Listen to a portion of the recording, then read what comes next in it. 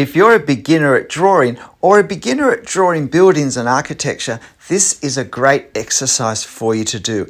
It took me 23 minutes to do in real time. This part of the video, where I establish the overall general shape and proportions of the building, is almost in real time. It's only sped up a quarter times more than my actual drawing speed.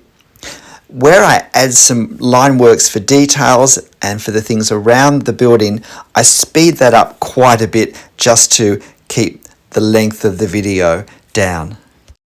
But what I suggest is that you don't try and draw it while you're watching me. Listen to me explain my thinking as I draw it, and then have a go drawing it after that.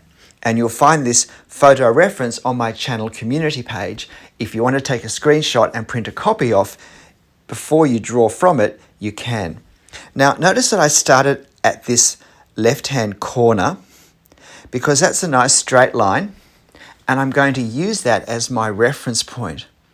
And you saw me with the pen measure the angle from the top of the building line. But I didn't draw that line in because I don't know exactly how long it needs to be.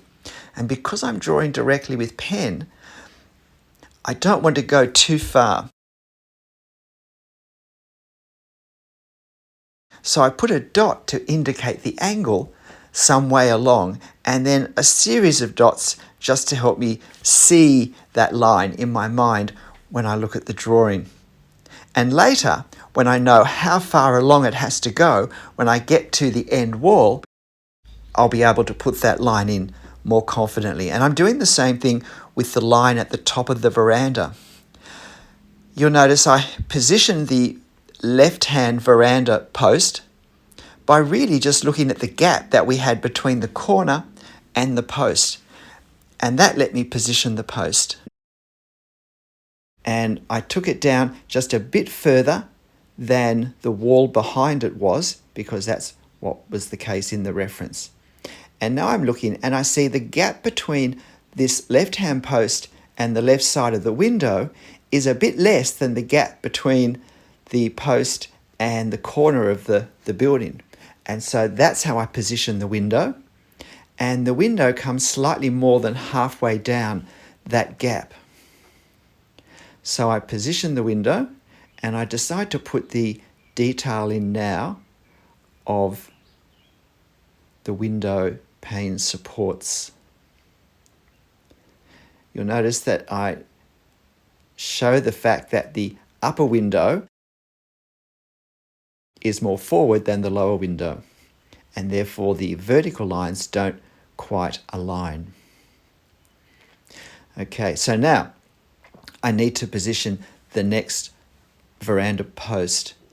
And I do the same thing. I look at the gap between the window and the wall of the corner where the doorway is, and I compare that in width on my reference to the gap between the window and the post.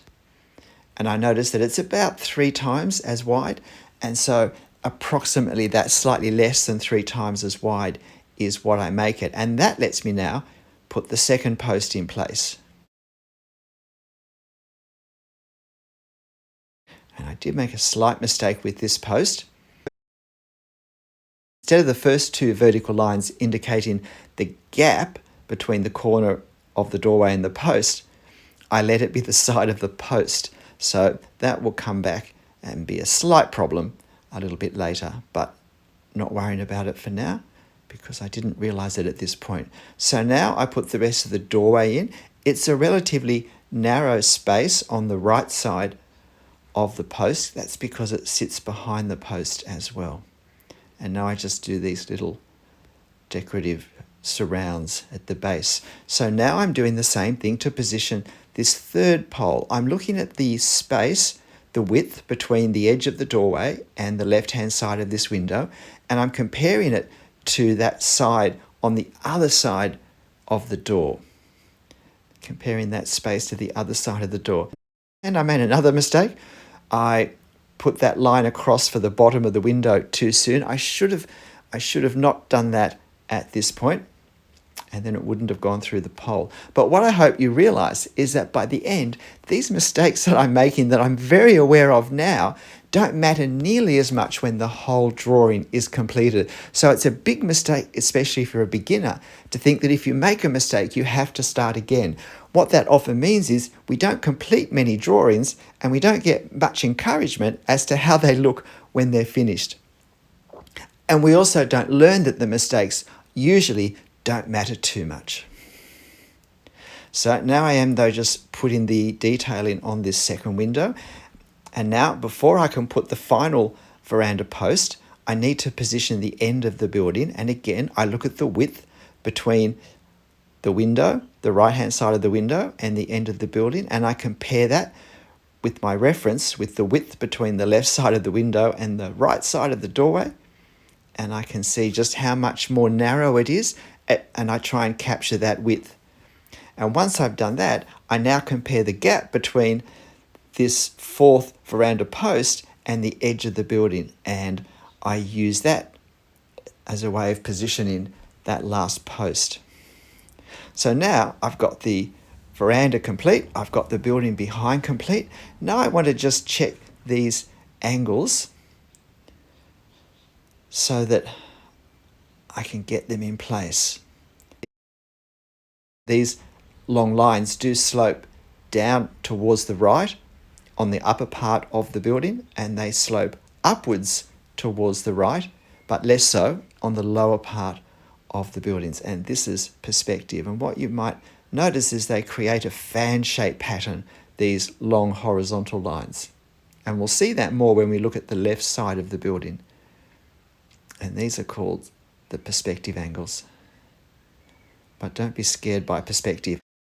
If you're not familiar with perspective, I have a 10 or 12 video playlist on the basics of perspective that lead you through lots of different situations where you find it and what to expect. I can recommend you looking at that. So now we have the paving that the veranda sits on. This is a very old stone cottage, probably from the 1860s is my guess. And I'm just putting a little bit of the detail of the stonework in and just capturing a sense of the grass. I don't want to try and draw the grass exactly because I can't really, so I'm just trying to capture the effect of the grass rather than the detail of it. We don't want the grass to stand out more than the house.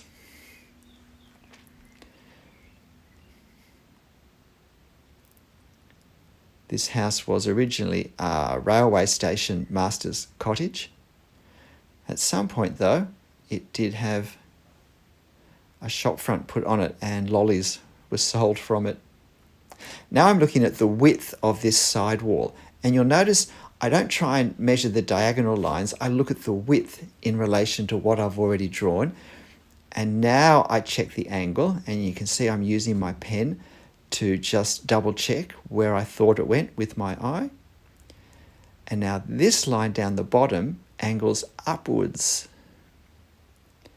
Now on this wall, we can see a whole lot of lines that are where the rows of stone join up. And you can see there that the top line slopes one way and the bottom line slopes another way. Now all the lines between those are going to fan from sloping one way, sloping less and less until there's a horizontal line, and then slope up more and more the other way and create a fan-shaped pattern. I'm just not sure whether I do that now. No, I do that when I speed the camera up a little bit. I'll just finish at this speed, putting the roof on.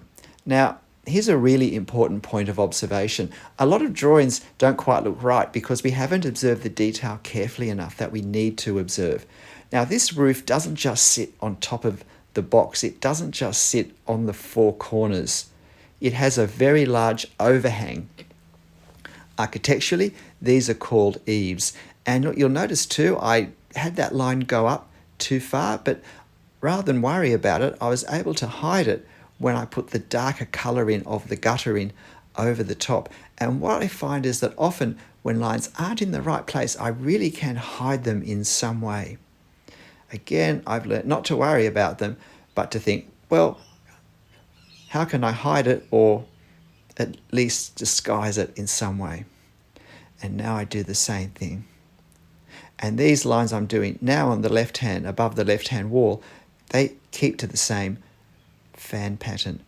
So you'll see I work out on the reference, where is the top, the apex of the roof? And it lines up with pretty much the right hand side of that left hand window, just slightly over to the right from that. And so that's where I put the dot.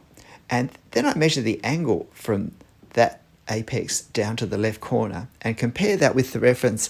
And that's a way of me knowing whether it's too high or too low. If the angle's pretty much right, then the height is pretty much right. And now I put a bit of detail here.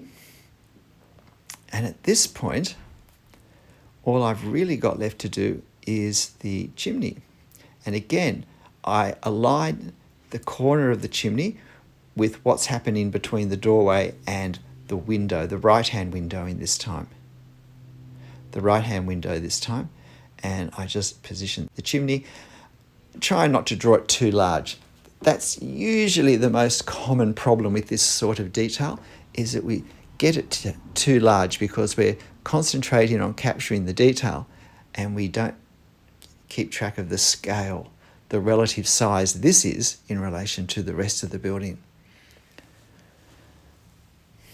So now we've sped up quite a bit and I'm going to just add some detail. Now this is corrugated iron, as we call it in Australia. And you'll see I put a few lines just to position the corrugations and a few dark dots to indicate the shadows that we see. But I'm not trying to draw all of those lines. I just want to create the sense that this is corrugated iron. It's not a smooth, flat surface. But I don't want to get bogged down drawing the details, because when we look at the reference, overall the roof still is relatively plain and unbroken, just a hint of the corrugations in this light. So I don't want to do more than the hint of the corrugations in my drawing, or else it will look over the top. And I just do some horizontal hatching here, and this is where I came to grief a bit with the hatching, because I hadn't left a space for the hatching and didn't realize it until I was a few centimeters down. Now I just put those horizontal lines on that left wall and you'll see the fan pattern. And if you know perspective, you'll understand that in that fanning of lines, changing from one direction to another, where the line is horizontal, that's actually the eye level. That's the level that my eyes were when I was standing, or the camera was, taking the photo. And it's slightly lower than where they would be if I was actually standing on the veranda, because I was on slightly lower ground than the building. I was in a slight depression when I took this photo.